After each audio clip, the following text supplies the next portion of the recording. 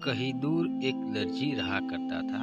वह दर्जी कपड़े को सिलकर पैसा कमाया करता था। वह बस इतना ही पैसा कमा पाता था जितने से उसका जीवन चल सके। वह दर्जी खुद को बहादुर मानता था। एक दिन वह दर्जी अपने घर दही लेकर आया। उसने अपने दही को रख दिया और काम करने लगा। उसने सोचा कि काम खत्म करने के बाद वह मजे से दही खाएगा। कुछ देर के बाद दर्जी का काम खत्म हो गया तो वह अपने दही को खाने की ओर बढ़ा। पर दही में अब तक बहुत सी मक्खियाँ बैठी हुई थी। दर्जी को उन मक्खी पर गुस्सा आ गया। उसने एक कपड़े से मक्खियों को मारा। कपड़े से मारने से के कारण 7 मक्खी तुरंत ही जमीन पर गिरकर मर गई। इससे दर्जी बहुत ही खुश हुआ। उसे खुशी हो रही थी कि उसे कैसे एक बार में 7 को मार गिराया। अब उसके मन में बैठ गया कि वह एक बहादुर है। उसने अपने कपड़े पर लिखा, एक बार 7 शिकार। वह अपने बारे में सभी को बताया करता था कि वह एक बार में 7 को मार सकता है। यह सुनकर सभी ही उसको बहादुर मानने लगे थे। एक बार उस राज्य के राजा को एक दानव से परेशानी हो रही थी। वह दानव राज्य के पास ही एक जंगल में रहा करता था। वह समय समय पर राज्य पर हमला करता था और लोगों को मार कर खा जाता है। एक दिन राजा को पता चला कि राज्य में एक ऐसा बहादुर है जो कि एक बार में 7 शिकार करता है।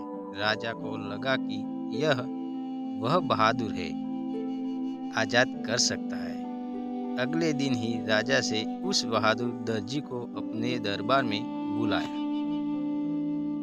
यह खबर सुनकर दर्जी रात भर सो न सका। उसे खुद पर बहुत ही गर्व हो रहा था।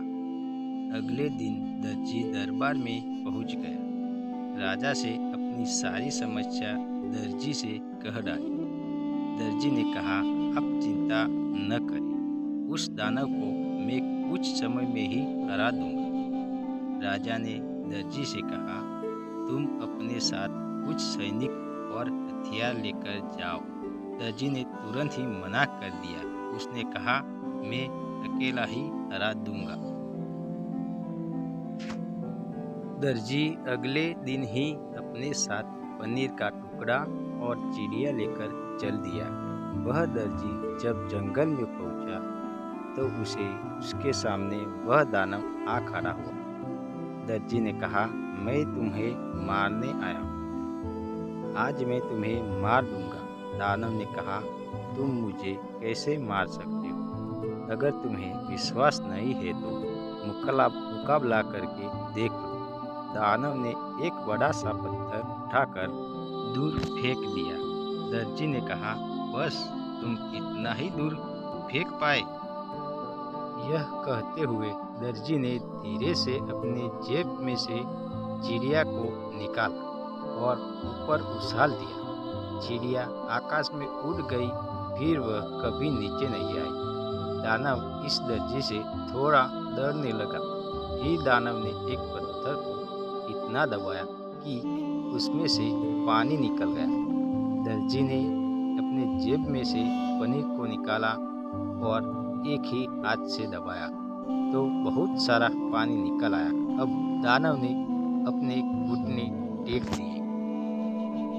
दानव ने कहा, आप मुझे न मारें। दर्जी ने कहा, मैं तुम्हें एक ही शर्त पर नहीं मारूंगा। वह शर्त यह है कि तुम इस जंगल को छोड़कर कहीं दूर चले जाओ। दानव ने इस शर्त को मान लिया। उसने अगले पल ही इस जंगल को छोड़ दिया। दर्जी ने आकर राजा को यह खबर दिया। राजा उस खबर से बहुत ही खुश हुए। उन्होंने अपनी राजकुमारी की शादी इस दर्जी से कर दी।